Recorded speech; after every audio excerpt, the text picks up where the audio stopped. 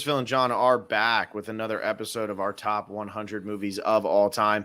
We're into the 60s finally, and we are going in at number 69, talking about Annie Hall and The Empire Strikes Back. And this is an interesting dynamic here because The Empire Strikes Back is obviously the sequel to A New Hope, the original Star Wars, and Annie Hall is the movie that won Best Picture over the original Star Wars. So I think it's kind of interesting to look at these two side by side. Neither one of us have A New Hope in our top 100. So we're looking at just Annie Hall and just The Empire Strikes Back. But John, you have the more popular movie of the night. How's everything going? Everything's going quite well. Was able to get quite a few movies in this week and still managed to watch both of these two fantastic movies in the meantime. Yeah, I watched, so I had off on Sunday and Monday for Labor Day down here. And on Sunday, my fiance was at her bachelorette. So I watched 6 movies that day. That was a wonderful day because I have really fallen behind. I was on like a movie a day pace and things like that. Mm-hmm. And I've just really fallen behind on that. It's become a pipe dream to try to get to that level again. But you know what? It's one of those, like, that was a nice day to just be able to sit down and do it. And I'm coming off watching, I'm halfway through season 3 of Dark. So there you go. I have that going too. So it's always good to watch that when you can't just watch movies all the time anyway. But, all right, John, well, I guess, and I'll let you take over real quick, but I guess Annie Hall is probably the least popular of these two movies. I mean, it's hard to say because they're both quite popular movies in their own rights. But yeah, I would say Annie Hall, is a little less popular nowadays with the ever proliferation of the Star Wars franchise. Yeah, so the Star Wars franchise is the gift that keeps on giving, but like won't stop giving, and I feel like is starting to teeter close to that level of it's giving too much.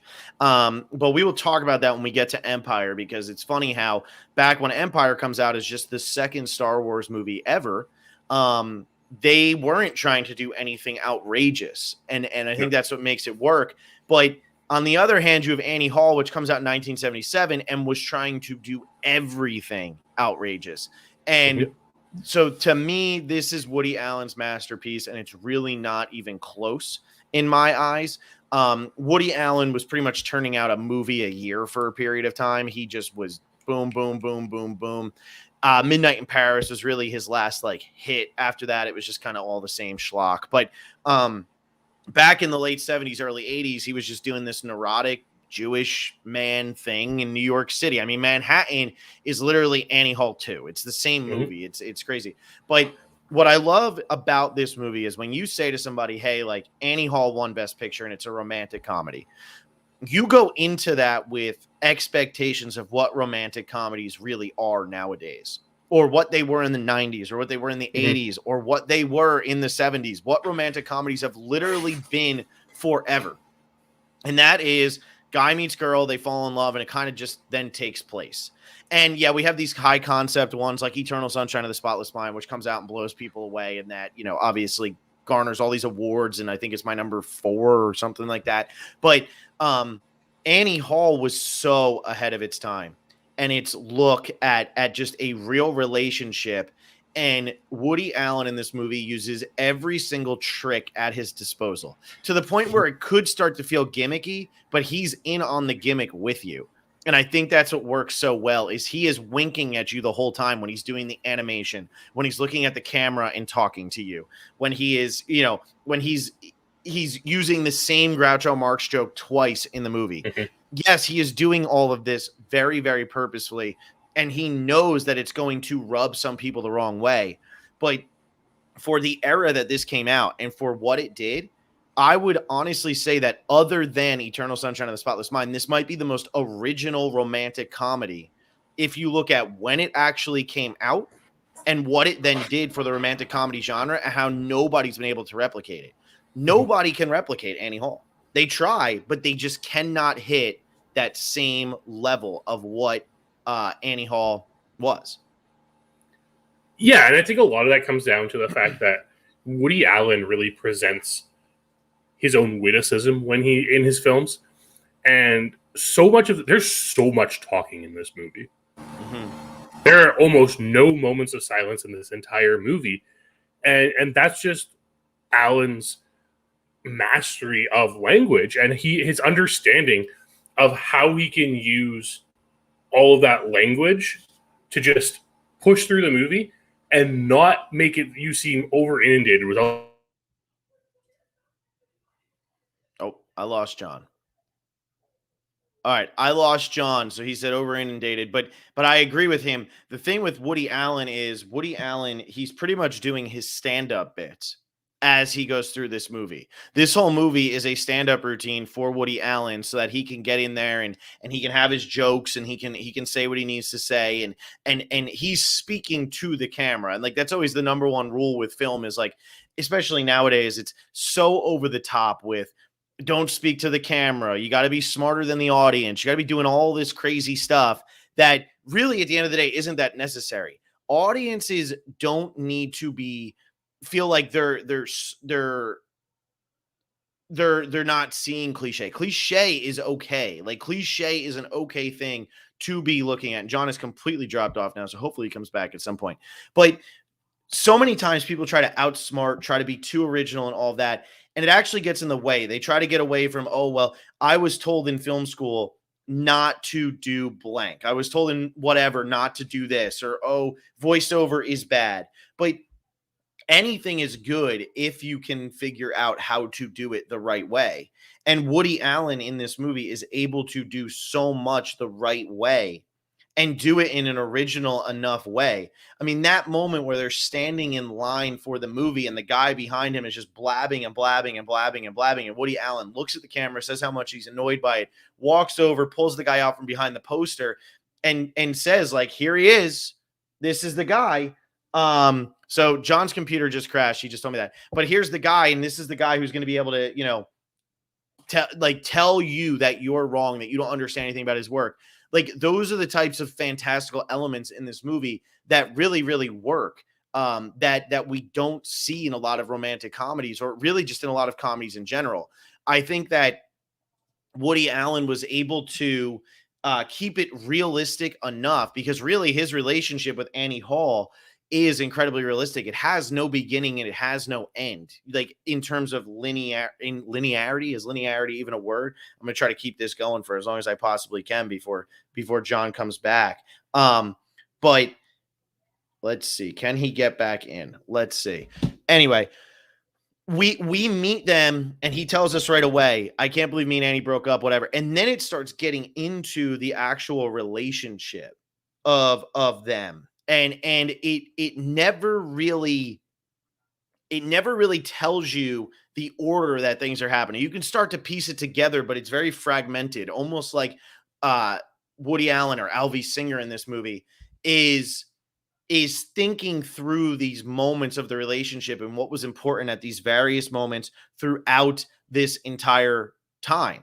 And so he's got all of these things going on in his head, but he can't quite put them in order because he's dealing with the breakup and everything that's going on in that way. I think that the best thing about Annie Hall is the fact that it doesn't pull any punches with Alvy Singer or with Annie Hall. And I think that's the best thing about this movie. And that's what's so impressive about this movie all these years later. Their relationship doesn't feel far off from any other relationship that you've either experienced or that you've seen or that you've been a part of. It feels so realistic. And at this point, this movie is getting close to 50 years old. It's 44 years old, I believe. 44 years old, getting close to 50. And it's a relationship movie. If you really go back and you look at some of these comedies that gained a lot of popularity back in the 30s, the 20s, the 40s, whatever it was, a lot of them will start to feel dated because we don't laugh at the same things that we used to laugh at. Drama is always drama. So like that's why dramas tend to win Best Picture a lot of the time, because what you find dramatic at one time, you're probably going to find dramatic 10 years later. But when it comes to a comedy, you can't tell me that you sit down and you literally will laugh as hard at a movie from the 30s as maybe you are about something now, because it's just not as relatable. And that's what it comes down to. To say something like Duck Soup isn't iconic, the Marx Brothers movie, is wrong. It's an iconic movie. But at the same time, while I can appreciate that movie, I can barely relate to that movie. And so then that ultimately ends up lowering that movie in my rankings because I can't really relate to it. So what am I supposed to do with a movie like that? So I think that's what's most impressive about Annie Hall is Annie Hall has stood the test of time as a romantic comedy, a genre that can't even stand the test of time half the time from one weekend to the next with box office.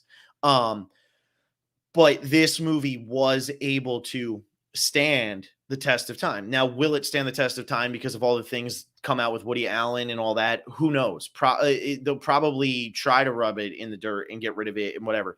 But the way I always look at it is when it comes to films, when it comes to movies, when it comes to any artist, every artist has issues.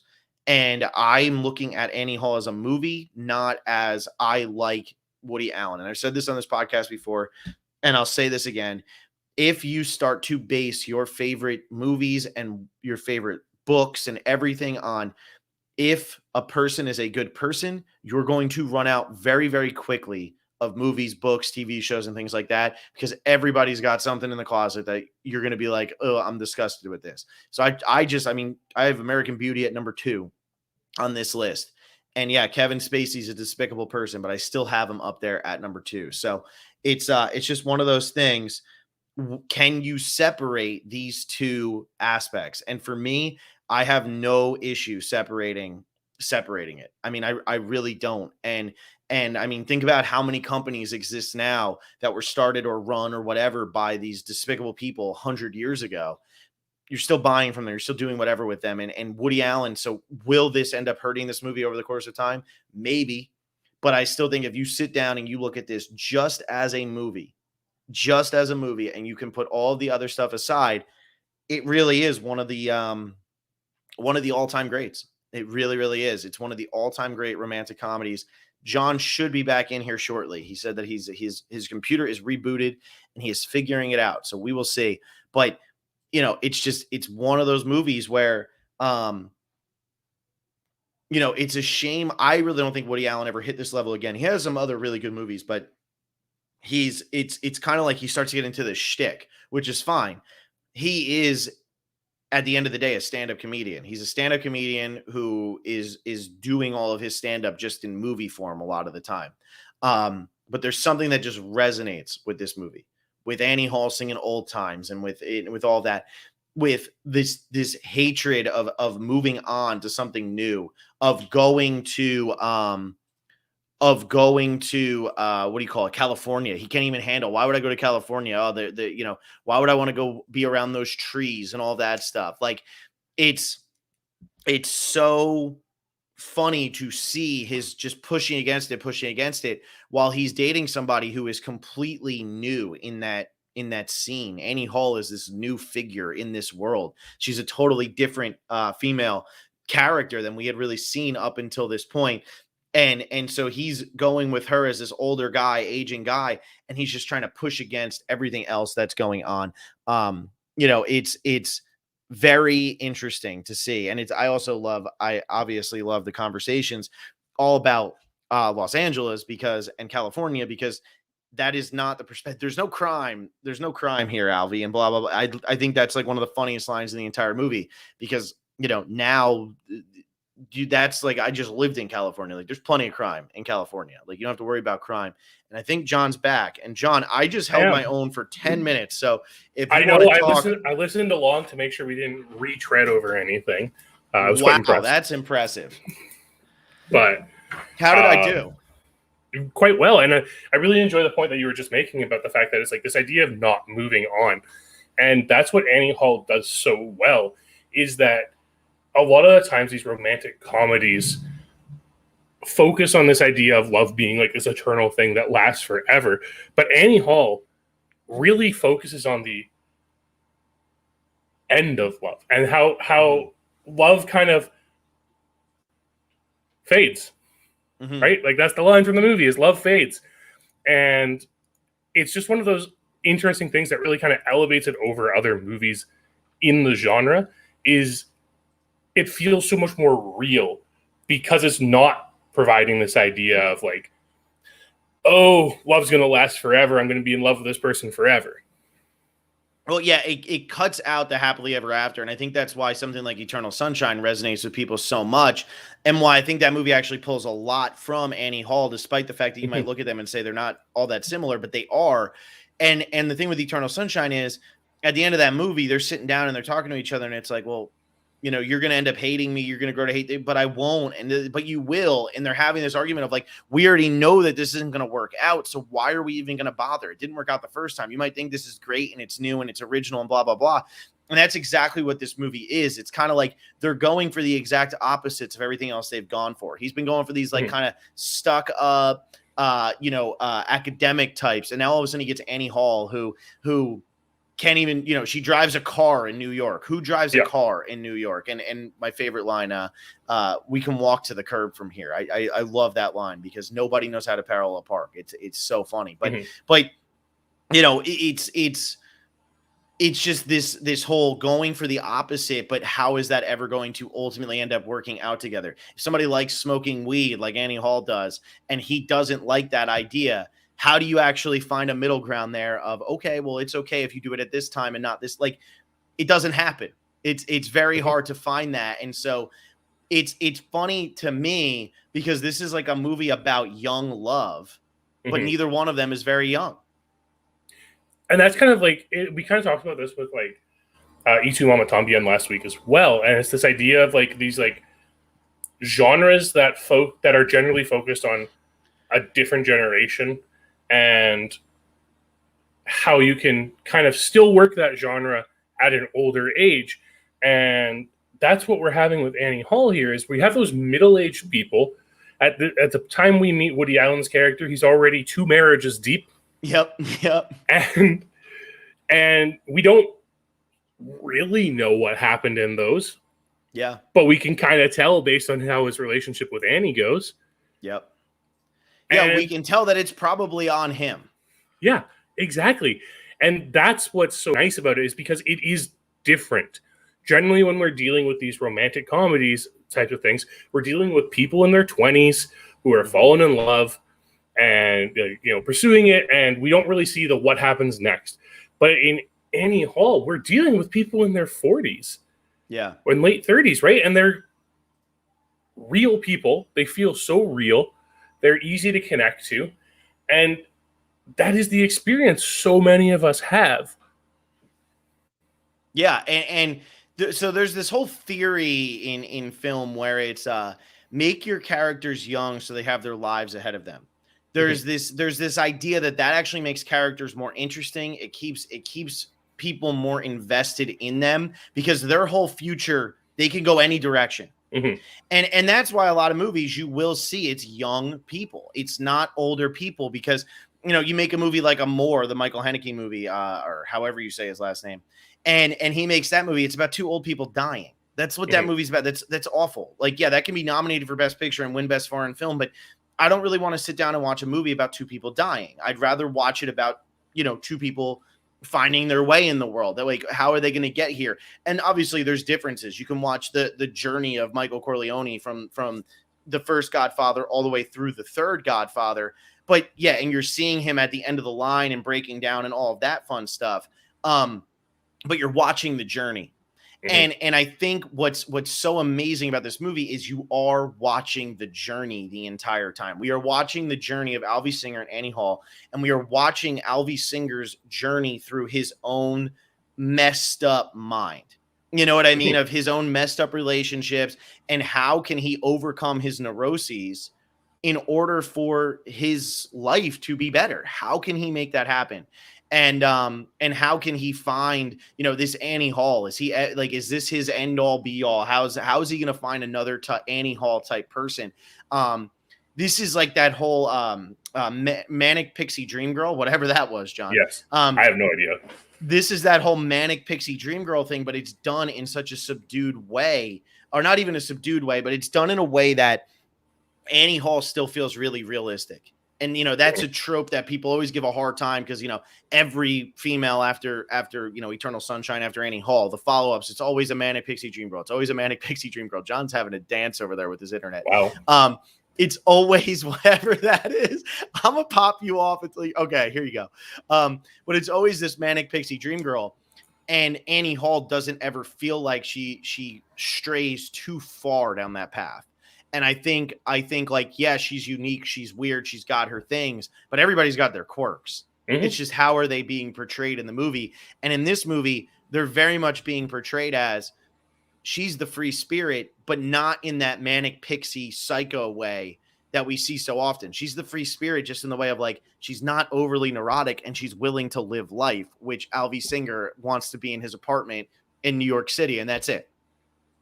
Well, and that's the very interesting thing that this movie kind of poses the audience too, is like, does Alvy want to be with Annie because he's actually in love with her? Mm-hmm. Or is it just the convenience of being in love with her? Yes, that's a great point. And I think that's an interesting way to look at it, because is he more thinking back on what he was once? Is this his last shot at a younger woman who can make him also feel younger? Mm-hmm. Or is this his last resort of, I'm stuck and this is all I got? Like which one is it? And I think it's really fascinating because Annie Hall is one of the most iconic female characters in film history. Like, without a doubt, one of the most iconic female characters in film. She changed fashion in the late 70s. And like, but she's not the main character of this movie. We are seeing her from the perspective of a neurotic old Jewish guy. Who, at the beginning of the movie, we're told... Right.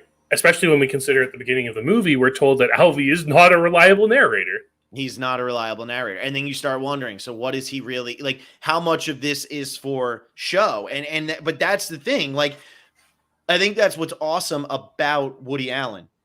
Woody Allen knows that he's putting on a show for you. Mm-hmm. And I think that's what annoys me a lot about new school type movies is people try too hard to make something feel so realistic and not pull you out of the movie.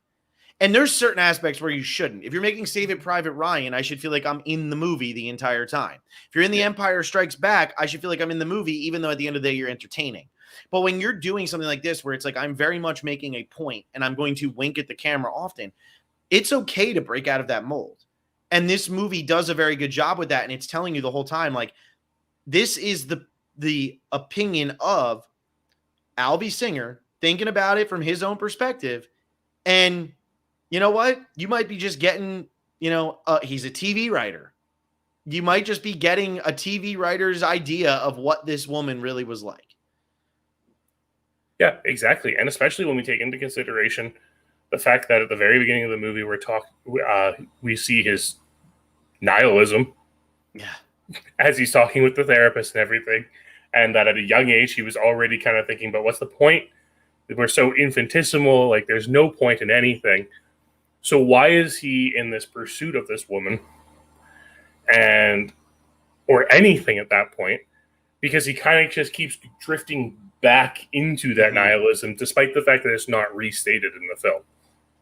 Yeah, and I mean, every time he gives her it's always, here's a book about death. Death is in the title. Well, how do you know that one's mine? Because I wrote my name in it, but you wrote your name in all my books because you knew this day was coming. And like every book he's giving her has death in it. All the stuff he's thinking about is how, like, eventually it's all going to end. Like he can't stop. He can't help himself. Yeah. That's just his way. Yeah, exactly. And Woody Allen does just do such a phenomenal job of giving us this neurotic character who is incredibly negative the entire movie, yet you're still not at the point where you're completely disgusted by his actions in the movie either. Because it still feels relatable. Even with all of his actions and with how obnoxious he can be and how much he can rub you the wrong way, at the end of the day, you sit there and you say to yourself, man, this is a guy who's hurting because they had a good relationship. And if he could have changed, what could have been different for them? If he could have lived in California. And I love how at the end, she ends up moving back to New York. I love it. I think that's such a great finishing touch of she ended up coming back. We sat around, we talked about the old times, and that was it. Very similar to Y Tu Mama Tambien. And don't tell me Alfonso Cuarón didn't know that. Like, don't tell me he didn't know what he was doing with that, because that is a very similar, almost identical ending except instead of a gay relationship, it's a straight relationship. Like, it is almost the exact same thing of just two old friends getting together and talking about the old days. And so what that they had a relationship? Like, they lived through this really big moment together. It's really fascinating. And I don't know how you can go through this now. And I don't know why new school romantic comedies and stuff, maybe it's because we've seen it so many times, but why does it feel so difficult sometimes to build characters the way that Alvy Singer and Annie Hall are built in this movie, and Max, and like all the side characters? Why does it feel so hard for them to build these nowadays? Characters don't make money. That's what it comes down to. Sometimes Darth Vader and Luke Skywalker sure made money. Yeah, but are they really characters? We'll get into that in a few minutes. Yeah, that's true too. No, that's true. But at the same time, like, the romantic comedy genre, it doesn't make that much money anymore. It's just very cheap to make. That's the key. It's cheap to make. Mm-hmm. But at the same time, since you don't have to put in that much effort. I think about, what's that movie? What If, with Daniel Radcliffe and Zoe Kazan. Mm-hmm. That's a pretty decent romantic comedy from New School, but it takes two young, good-looking people who at the time were pretty hot, because Kazan was coming off Ruby Sparks and Daniel Radcliffe, obviously, with Harry Potter, and you take the two of them and you make that work, making them a little bit more interesting. And I know you haven't seen that, but it's just something that makes them a little bit more interesting. But it's still got to be cheap as anything, because they didn't do anything else in the movie. It's still about two people. So how do you find a way to make that work? How do you find that? That's a hard question to answer, but I feel like a lot of people are struggling with it, and I don't know why they're struggling so hard. Why don't we have an Annie Hall coming out every year? Like, why is this such a special movie? I guess that's what I'm trying to get to. What makes this movie so special? I know you only gave it 3.5, not 4 stars, but what is it about this movie that makes it one of those movies that shows up on AFI Top 100, shows up on the list of greatest comedies of all time, shows up on the list of greatest movies of all time? It's always discussed. Annie Hall gets referenced in songs and books and movie and everything all the time. What is it about this movie that puts it up there where it's discussed all the time? Because the romantic infatuation isn't just with Annie Hall in this movie. It's also Woody Allen's infatuation with New York. Mm-hmm. Mm-hmm. And that's why Manhattan doesn't work as well, because Manhattan is all about New York and it fails to focus on the women at all. But that's a good point. New York is a character in this movie. Yeah, absolutely. And it helps just raise the movie up again, because it's like, could this story happen anywhere else? Absolutely. Mm-hmm. But it has to happen in New York. We have to have that scene of them looking over the New York skyline where they're kind of having that first conversation, and there's the subtext on the screen, which is fantastic. I love that in its own right. It's a fantastic scene. And we have to have the scene of the house under the roller coaster and stuff like that. And there's so much New York in this movie that if it happened anywhere else, it wouldn't be as good. Yeah. Well, and you said, could it have happened anywhere else? It could, but Alvy Singer couldn't be the main character. That's the key. And just because we're coming up on the half hour here and we'll want to move on to Empire and take our time with that one, but a couple of things I just want to throw in with this movie. The text that is literally subtext, that is subtext on the screen while they're having the conversation. The animation with the witch with the humongous boobs and the tight thing and all that, and there's little Alvy.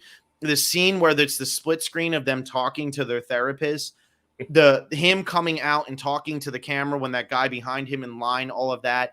The laugh tracks, how now you have to pay for your laughs because you can't get them themselves. All of those things throughout. One of my favorite scenes is when he doesn't feel good because he doesn't want to go on the show, and they start telling him, hey, you know what? You shouldn't do the show. Don't do the show. And all of a sudden he's like, oh, this chicken's really good, actually. And he just starts eating like crazy because that was where his neurotic whatever was coming from. All of those little things, it's these chances that this movie was taking to tell the story out of order, to not make it linear, to do all of that. It doesn't pass anymore. Mm-hmm. These types of movies need to be told in some sort of linear fashion now, just because of who the audience generally is for this movie. And I remember the first time I watched this movie, and John, I swear I'll let you get your last thing in here, but the first time I watched this movie was in high school. And the next day I went into English class, AP English, and I hadn't read the pages for whatever book we were reading. And I remember nobody in the class did. There were like 9 of us in the class. And the teacher went around and said, why didn't you read? Why didn't you read? Why didn't you read? Why didn't you read? And so I said, well, I didn't read because I watched Annie Hall with my dad. And he was like, really? And I was like, yeah, my dad wanted to watch Annie Hall. And he couldn't believe that 2 guys would sit down and watch Annie Hall because it doesn't feel like a guy's movie. But at the end of the day, it actually is quite a guy's movie. This is a romantic comedy that totally fits both genders. No, absolutely. And a lot of it comes down to just how smart this film is. It approaches the topic in a way that's relatable to everyone. It has those little niche Woody Allen moments, like the subtext, or one of my personal favorite scenes was the sex scene with the body versus mind. Oh, awesome scene. Yep. Right. And it's just those little things that are short, they're sweet, but they just punctuate everything happening in the film so well to make the audience understand exactly what's going on. Yeah. No, you're absolutely right. You really are. And I forgot about that scene. But yeah, when and then he literally starts this is what I'm talking about. Why are you over there? Well, because you won't let me smoke grass. It's brilliant. It really is. It's brilliant. And it's something that I really believe, like, as I was watching this again for the first time in a while, actually, it'd been a really long time. I was like, man, there's something special about this movie. And the fact that every time I watch it, I still get that feeling of like, ooh, that was different. I forgot that they did that. I forgot he went that route. Like, so many moments in this movie that I think really, really work with that. So, yeah, that's what I got. All right. What was the best movie you watched, since you said you watched a bunch this week? I did. Well, we're about to talk about one of maybe the most iconic sequels of all time. But I finally got around to one of the best sequels of all time, which was Paddington 2. Oh, Paddington 2 is so good. So it's incredible. I mean, we've already talked about the Paddington movies a couple of times now. But honestly, guys, if you haven't watched them, go watch them. They are some of the most entertaining movies you'll ever watch. Oh, I totally agree. I mean, the Paddington 2 is so entertaining. It's so fun. I love that. And it doesn't get like, I guess maybe because I'm not like, I don't have like a family right now, so maybe like that's why I'm not noticing as much. But like, I know that movie has like really high ratings all across the board and everything like that, but that movie does not get brought up enough. And maybe that's because I talk to people in their late 20s and early 30s rather than people who are like 12. But it's so good. It's so damn entertaining. I love that movie. The best one I saw this week was I finally took the 3 hours and 20 minutes to watch Dr. Zhivago. Because I figured on my day of 6 movies where I watched 2 Star Wars movies, 2 Ingmar Bergman movies, and Annie Hall, that I might as well also throw in a 3 hour and 19-minute movie, because when else am I going to have that kind of time where I literally have no other responsibility? Didn't really like the first hour, thought it was a little slow. The last 2 hours of that movie, though, are perfection. They make you feel so frustrated. That's another one. John has taught me so much about the Bolshevik Revolution. I feel like I'm getting somewhere. Dr. Zhivago really dives into that, and you feel frustrated. You feel angry. The performances are fantastic. The cinematography. David Lean is. I really believe that in the grand scheme of things, when movies no longer exist and aliens show up and they find these little dusty things, they're going to look at it and they're going to say with a very what do you call it? No, I can't think of the word, but with no bias, they're going to sit down and say David Lean's the greatest director ever, because just Lawrence of Arabia, Dr. Zhivago, The Bridge on the River Kwai, the fact that those 3 movies are put on film is insane. Yeah. And Dr. Zhivago is definitely bloated. It's definitely long. It's definitely, it's got its moments of like, ugh. But once it starts rolling and once it really gets into it, it's just like, how did you make this movie? And how do you pull this off back in the 60s? Lost Best Picture to Sound of Music, which it should have. Sound of Music is a better movie. You don't think so? I'm not a big Sound of Music fan. Wow. Okay, that makes me feel happy. I like Sound of Music, but I do think it's a bit overrated. But I do think it's better than Dr. Zhivago. Dr. Zhivago, that first hour was better, and maybe I need to watch it again because the first hour really sets up the frustration for the last 2. But yeah. That's what I got. All right, John, let's get into this steaming. Oh, wait, I'm sorry. We're talking about the really good sequel. Never mind. Let's talk about The Empire Strikes Back. Yeah. So Empire Strikes Back has like this really meaningful part of my life, I guess. I've talked about it before. Like the first movie I saw in theaters was GoldenEye. I was like 3 when that movie came out. Not even. I don't really remember it. Yeah. So one of my first memories of a theater is the Battle of Hoth. So Empire really is important to me in that sense. It's also just a fantastic movie. But I am going to posit this to you, Phil. Star Wars movies are not science fiction movies and are rather fantasy films. Yeah, they're fantasy films that are aging a lot worse than the Lord of the Rings movies are. Yes. Can I say that? Am I allowed to say that? Yes. Without making people angry? I love Empire. Mm-hmm. I love Empire a lot more because of nostalgia. Mm-hmm. And that is something that these Star Wars movies really have going for them. The one thing I will say about Empire, rewatching it this time, is every time I watch this movie, I want to watch Return of the Jedi, and then I get annoyed when I watch Return of the Jedi. Mm-hmm. And I did. I watched Return of the Jedi almost immediately after watching it this week because I'm like, oh, damn, I want to watch how this ends. And then all of a sudden I want to play Star Wars Battlefront 2 and I want to watch Revenge of the Sith. And I want to live my life through Star Wars. Yeah. I don't get that feeling with the first Star Wars. And I think the first Star Wars, as we just talked about with Annie Hall, actually aged poorly. And I know it's going to make a lot of people mad, but I think it's aged poorly. Mm-hmm. And I think the unfortunate thing for Empire is while Empire has built up this insane cult following, which is great because, I mean, if it wasn't for Empire Strikes Back, Star Wars would not be as popular of a franchise as it is because it would have been a one-off. Return of the Jedi, yeah, it's a popular movie in terms of people watched it and it was money and whatever. But that's, that wasn't alone. People couldn't live on A New Hope. The unfortunate thing for Empire is because Star Wars A New Hope came before it, it loses the credibility in terms of all the great things that it does for the genre. Because, Star Wars A New Hope actually did it first, and this is just a sequel. What cracks me up is that in 1977, Star Wars is nominated for Best Picture. In 1980, when 2 good movies come out that year, 2 great movies, but, Raging Bull and Ordinary People, Empire Strikes Back isn't nominated for Best Picture.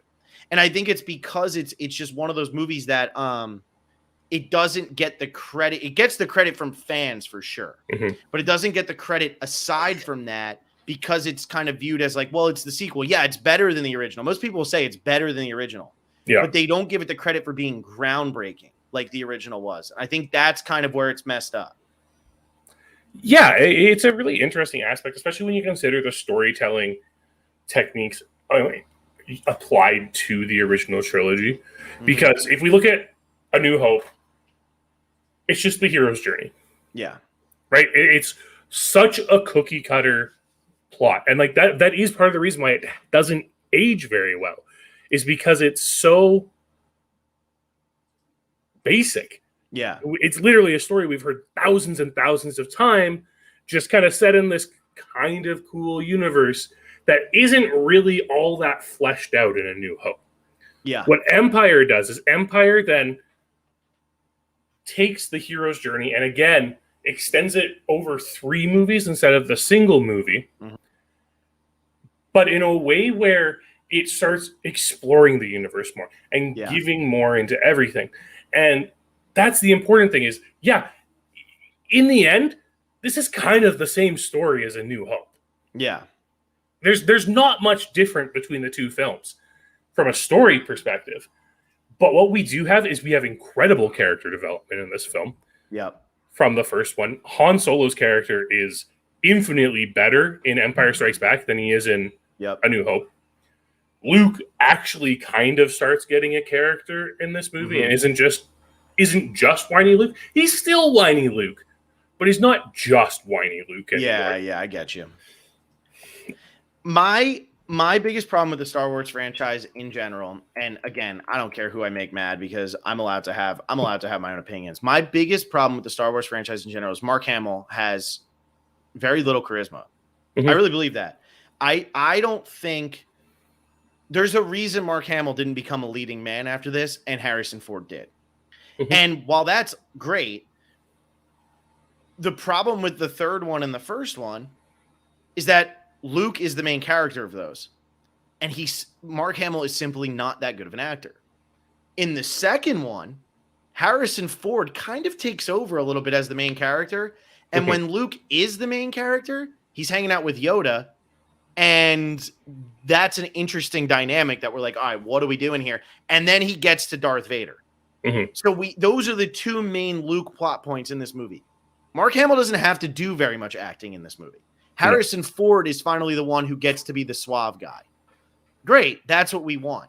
But I think that's what ends up hurting these movies all overall. And I'm sure there's plenty of people who want to punch me in the face. But I just don't think he has the charisma with a lot of this. And so, but with this movie, the character development, you're spot on. Harrison Ford gets to kind of take over and Princess Leia gets to take over. That's what we needed. The first movie wasn't set up to be part of a trilogy. And it's very apparent that it wasn't set up to be part of a trilogy. The ending of the first movie stinks. Like I will flat out say the first half hour of the first movie is pretty boring now. And the ending of the first movie, like that last thing of like pinning on medals and stuff, is Cornball City. I just kept thinking of Arrested Development with the cornballer and they all screaming F this, whatever. It's the cornballer because like everything in between is so incredibly well done, but it was so blatantly set up as just this one thing. Empire just says, boom, screw it, let's go. And that's why people have caught on to it so much, because you build out the world, you build out these characters, and you're letting us know now that this movie, it's picking up from somewhere that wasn't really left off. And it's picking up, though. They're just saying, we're going to skip the boring parts and go from here, but we're not going to end this because we're going to give you a conclusion later. It just works so incredibly well. And actually, after rewatching it this time and probably ended up dropping off 2 towers from my top 100 in due time, those are generally considered the 2 best middle movies of trilogies, because Godfather Part 2 was never considered the middle movie of a trilogy, because the third one came out so much later. But in terms of what was supposed to be a trilogy, those are kind of considered the 2 best. I think Empire probably still beats the 2 Towers. I mean, I have it higher on my list. Yeah, I do think that. But I think a lot of it comes down to, like you were saying, the characters are flushed out. We're finally focusing on these other characters instead of the generic hero character, which is kind of like the biggest flaw with the hero's journey, is that generally your protagonist isn't very exciting in those type of stories.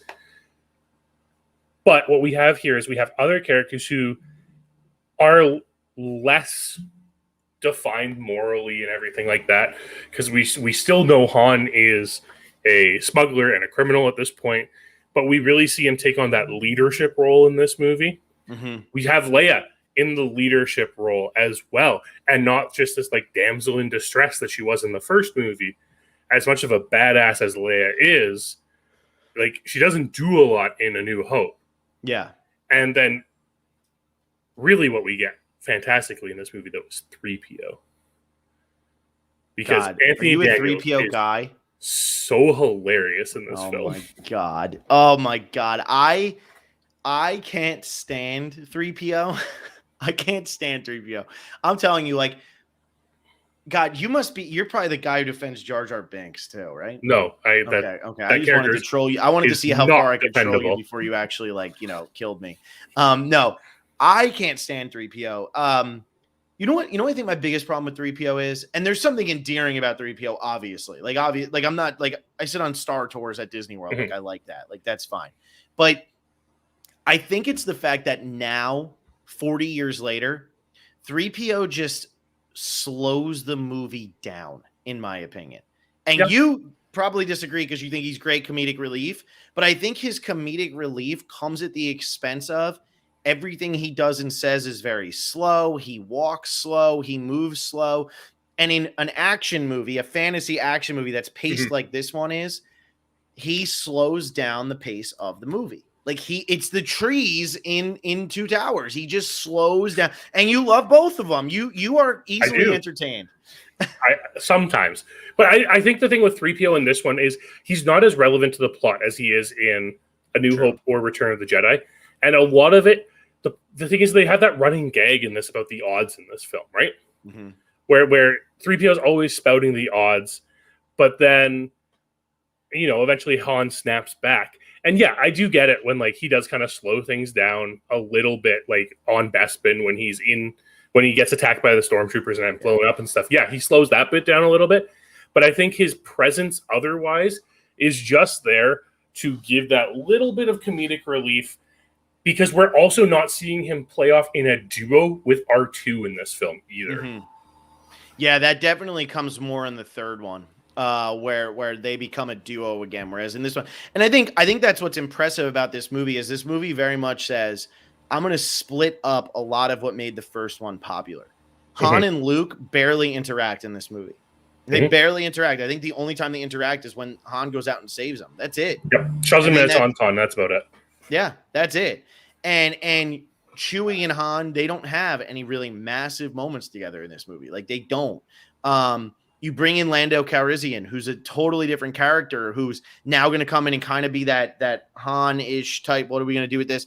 You don't have Obi-Wan Kenobi. So a lot of the things, and it's these really aggressively strategic decisions that pay off almost every single time. And I think that's what's most impressive about this, is that it's always paying off.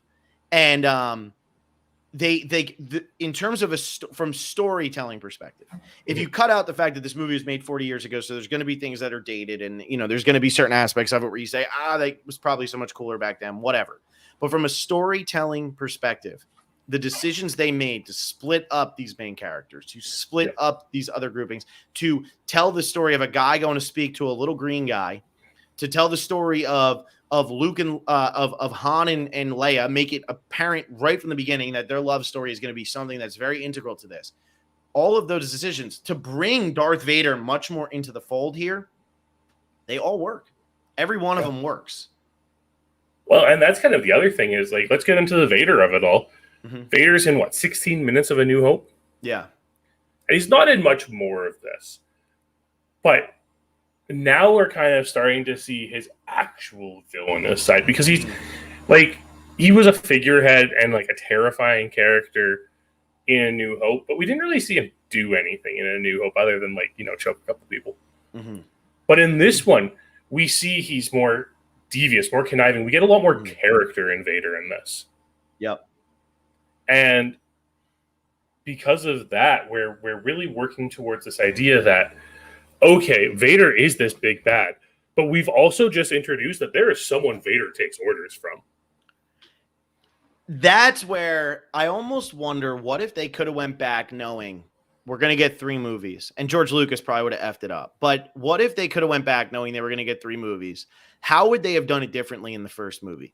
Would Darth Vader have been as massive of a villain as he was, even though he's only in 16 more minutes? Or would they have tried to push the Emperor into that movie? And how would that have actually impacted the story? Would that have been a bad thing? I personally think the Emperor is a great villain. I think it's a super interesting villain. I think it's interesting the way that he's in this movie. He's in it for a split second, just for him to be talking to Vader. And like you said, now we know Vader isn't actually the big bad. That's such an interesting idea when it comes to a character like this, because that's like, we all are sitting here. You just made one of the most iconic villains of all time 3 years earlier. Now you're going to say, hey, here's a different villain.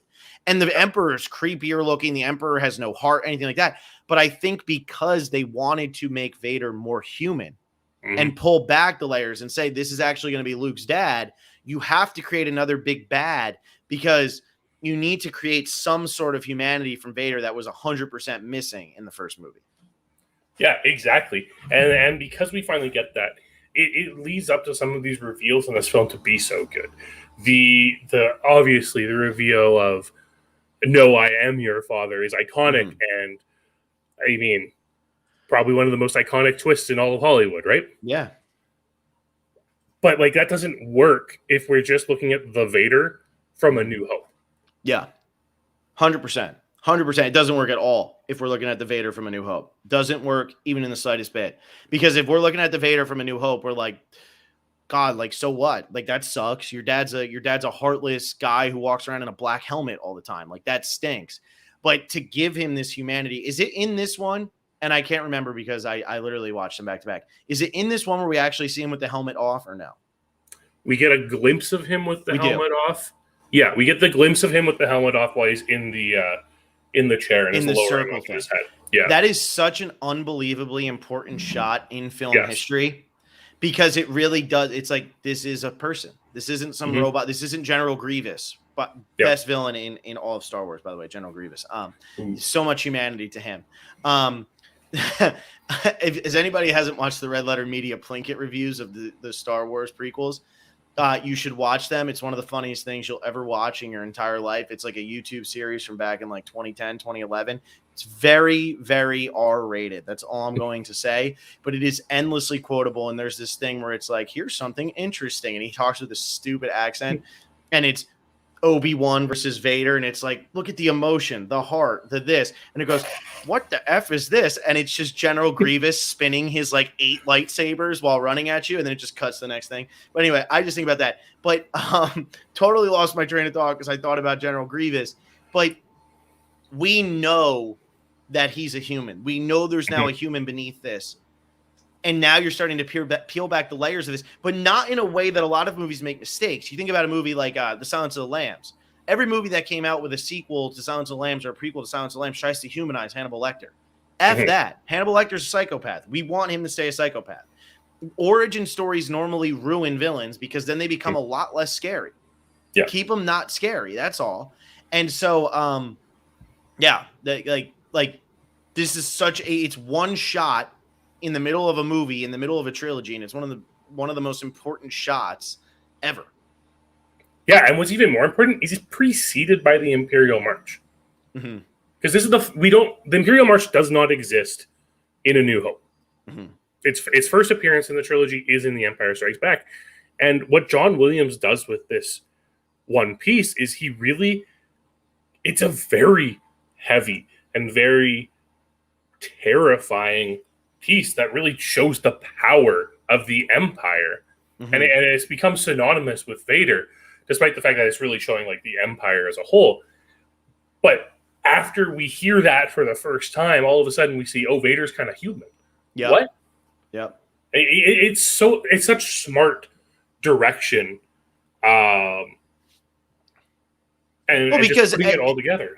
And essentially at that point, it's saying like something bigger, something more powerful is the reason why this guy is the way he is. We get hints of it throughout all of A New Hope. And obviously with what's going on with Obi-Wan Kenobi and Darth Vader, they're hoping that they're going to get a sequel.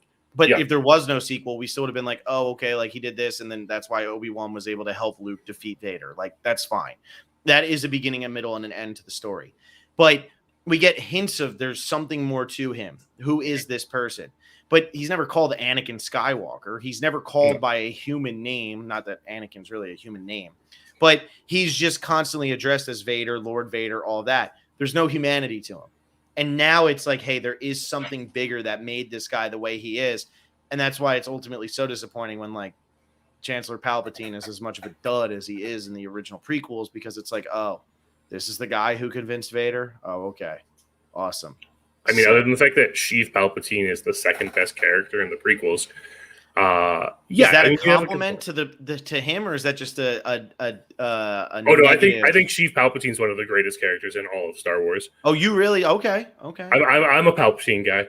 Okay, I'll give it to him, but a lot of that does come from some of the more auxiliary aspects of the Star Wars universe and stuff like that. I don't have time, John. I don't have time. Well, luckily I did at some point. Yeah. But like, and that's the thing, is like, ultimately we have this kind of robotic villain who has this human side, but then is still being conquered and ruled by this human in the end too, right? So it really goes as this really interesting way of showing that what is the Empire, and it kind of builds into themes we get later on in the series about like the humanity of the Empire stuff, because a lot of people forget there's kind of a line in A New Hope in which, you know, Luke was going to go be a stormtrooper. Yeah. Right? So like the Empire really kind of flips around in A New Hope, and in this one it's the Empire Strikes Back. Like, at no point are we supposed to think, oh yes, the heroes are going to win this movie that is totally dedicated to the villains.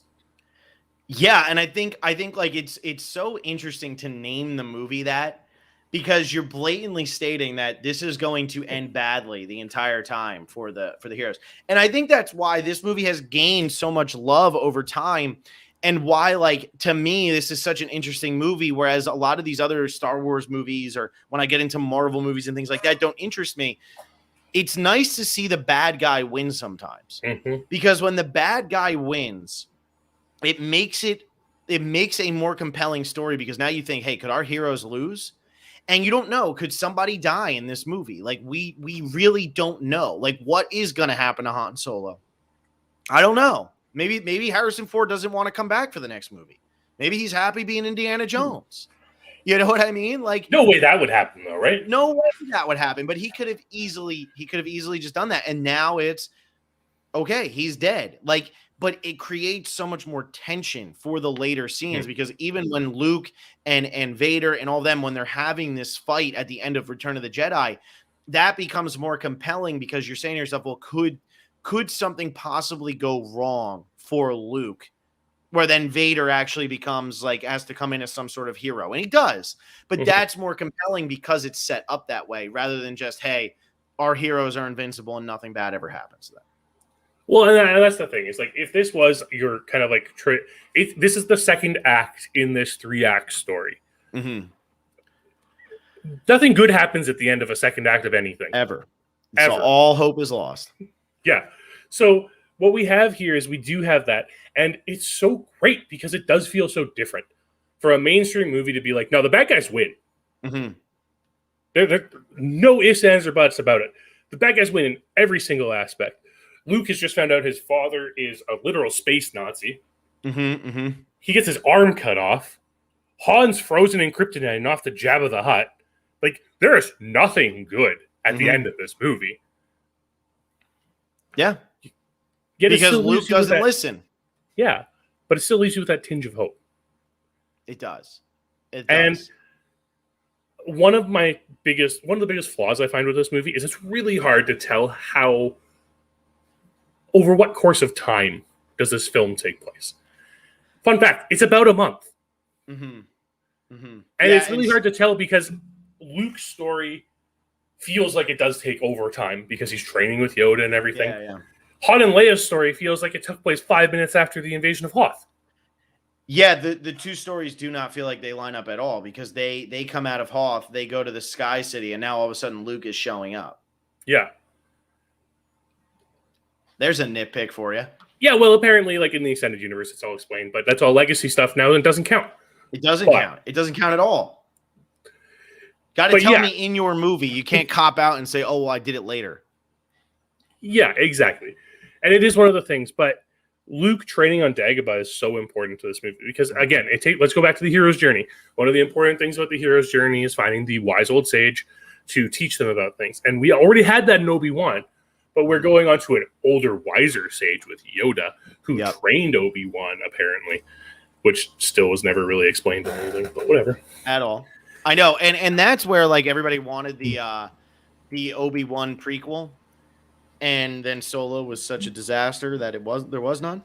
It's okay, we're getting an Obi-Wan series, we're fine.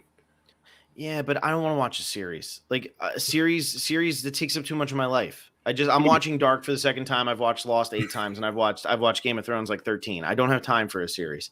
It doesn't fit into my schedule. See, I feel Star Wars is more geared with the extensive universe building that Star Wars has at this point. It needs a series to flush out things, to not give us the generic plots that 2 of the 3 sequel movies gave us. Yeah, the second one and the third one. And I do agree with you, though, that Star Wars, anything that's like world building, does generally work better as a series. But that's why normally it would be a trilogy, or that's why it would be a like whatever, because it just works better to be able to take your time with it. Lord of the Rings is 9 hours long. If you watch the extended versions, you got like 12 hours of movie. That's a TV series, but it's 3 movies. Yes. And so, like, yeah, that kind of like fantasy, like you said, it's a fantasy. It's not science fiction. Fantasy movies are better when they're as a series, generally. Yeah.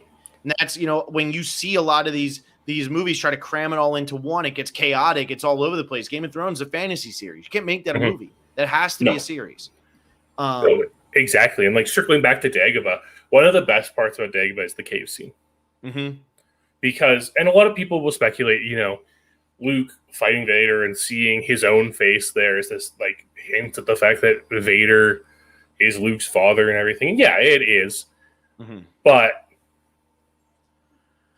really, it's more showing the fact that Luke is following a similar path to what Anakin followed to become Vader. Yeah. Right? And there's all this concern. Yoda has the concern when Luke first shows up. Hey, you got to be committed to this training. You have to finish it. Otherwise, the dark side will be strong and it'll be calling you. And then what's he do? He's like, okay, I'm going to peace. I have to go help my friends because I have this vision of them. But okay, I'll be back, I guess.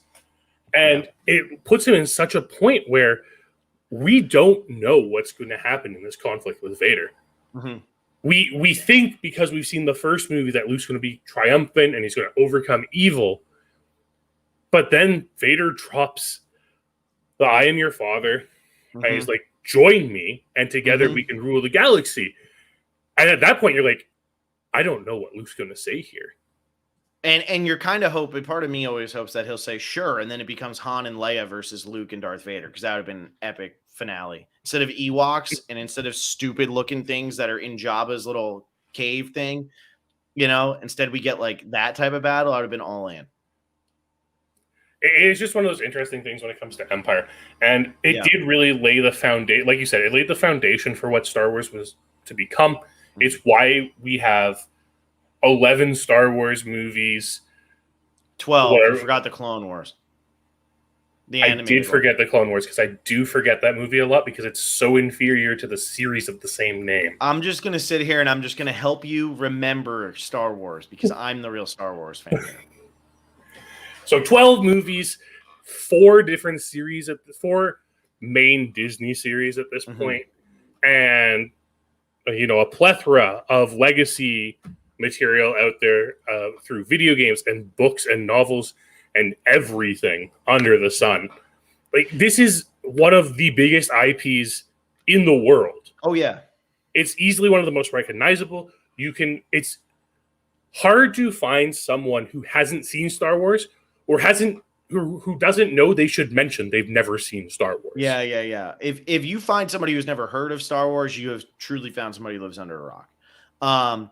My thing with this is, and this is like my last point on this, because I love Empire, but at what point does it become too much? Because what's interesting about Star Wars is Star Wars went the opposite way of like Marvel and such. Marvel, DC, they start as comics, then they work their way up, TV shows, crappy movies, good movies, back to crappy movies. Sorry. But Star Wars started as movies and then kind of has worked its way backwards into novels. Like, you don't adapt a movie into a novel. You adapt a novel into a movie. You don't adapt a movie into a comic. You adapt a comic into a movie. Like, it's worked its way backwards. We have theme parks. We have all this stuff. At what point, though, because it happens with everything. Let's be real. At what point does it eventually get to the point of it's too much? And people have now lost a little bit of interest in it. Well, I thought Rise of the Skywalker was that, but then I was still super excited to watch everything that was released after that. So I don't know. I think it's the point where you consistently get to the point where you can't tell good stories anymore. And the thing is that this universe is so vast that there are always good stories to tell. You just have to find them. And one of the problems, we'll talk about this when we get to The Last Jedi, because yes, I do have The Last Jedi higher than Empire Strikes Back, and I will defend that when we get to it in like 12 weeks or whatever it is. John does drugs, everybody. John does drugs. But one of the problems with the sequels is that it's so focused on the Skywalkers, who are literally the least interesting people in this entire universe. So uninteresting. And that's what makes some of these other projects, like the Clone Wars, or even like The Mandalorian, so much more interesting, is because they're focusing on these more everyday people who are just involved in the workings of what's going on. And it poses more moral questions. It gets deeper in these TV series than it ever did in these movies, where these movies are just good versus evil. Yeah. There's no deeper themes to this. It's not about the ambiguous, like, moral gray area of good versus evil. It's just there's good, there's bad. We need Vader one or the other.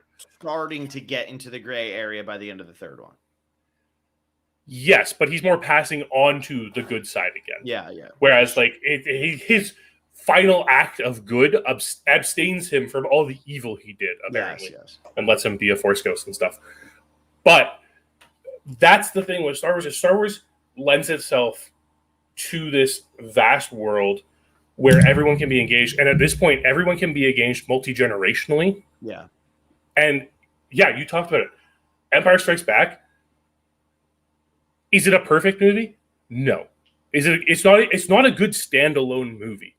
You need to know what happens before it. You need to know what happens after it for it to be a fantastic movie that it is. Yeah. But the biggest thing with it is that it hits that nostalgia level. It's why they can keep making Star Wars over and over again. It's because it's nostalgic. It's because everyone born after 1977 sees Star Wars as a kid at some point. Mm-hmm. Or, they tell their friends that they haven't seen Star Wars and everyone gets mad at them. But, I mean, I saw this movie in theaters because I was lucky enough for them to be re-released in 1997. Yeah, they re-released them all. I saw them in theaters too. Yeah. That was a lucky thing for someone born 20 years 14 years after the fact, right? So, but every generation since then has grown up with Star Wars. Yeah. Because we had the re-release of the original trilogy, then we had the prequel trilogy. And then a decade later, we got the sequel trilogy. And Star Wars has just become this ever-present part of popular culture that makes it so easy to connect with people. Yeah, and it'll be interesting to see what ultimately ends up happening, because there was that period of time where they were going to make a Star Wars movie every year. And so glad they decided not to. because Solo really wasn't successful. That was really the problem was. And the thing is, Christmas is great because Christmas comes once a year. Mm-hmm. You don't treat every day the way you treat Christmas, because every day comes every day. Mm-hmm. And so that was the thing when you're putting one out every year. Okay, Lord of the Rings got away with that because they did it 3 times. Yes. Star Wars was trying to do it over the course of like 10 years. Yeah. You're asking a lot of people there to keep interest, and then it starts to feel, okay, well, if Solo feels too much like Rogue One, which feels too much like The Last Jedi, which feels like, now it's like, well, what are we doing here? And it started to feel like Solo was not successful. It really wasn't. And which is weird because it was the better of those 2 movies anyways. I mean, that's, we can not saying a lot because Rogue One was that to good. me, that's like great. Like the Phantom Menace might still be better than both. So whatever. Yeah, I don't know. I mean, it's just funny to see what this really to me is the beginning of Star Wars. This is the beginning. This is more so the beginning of Star Wars than at least what Star Wars is today. Mm-hmm. But I also feel like Star Wars has drifted very far away from what Empire Strikes Back was. Yes. I feel like it has drifted very, very far, and that's unfortunate. It's okay. We get a chance to talk about it in a few weeks. We do. We'll get there when we talk about which one did you have? Attack of the Clones. You have Attack of the Clones there. Anyway, John. I also like that one the most out of the prequels. So I like Revenge of the Sith the most, but honestly, Attack of the Clones isn't as bad as people make it seem. It's perfectly fine. All right. Anyway, that's it. We're moving on. Number 68 next week. We are talking about Hereditary from 2018, and we are talking about Jaws from 1975. So I'm sticking in the 1970s, and I'm trying to stick with blockbusters, but John wants to go to little-known horror movies. So thanks a lot, John. Well, we have to start spooky season right. We're starting spooky season right. We're going Hereditary into The Exorcist. We're doing Hereditary and Jaws, so a little horror movie thing. Going to The Exorcist, and then we're skipping right to Christmas with Edward Scissorhands. So, hey. And then John literally does have 10 Cloverfield Lane, Screaming the Birds. Like, that's pretty much our October. Well done. Yeah, there you go. That's not bad. That's not bad. But anyway, this was fun. Thank you all for listening. We'll be back again next week. Not sure the date or anything. We're going to be moving around a little bit until we actually figure it all out. So, bye, everyone. Bye.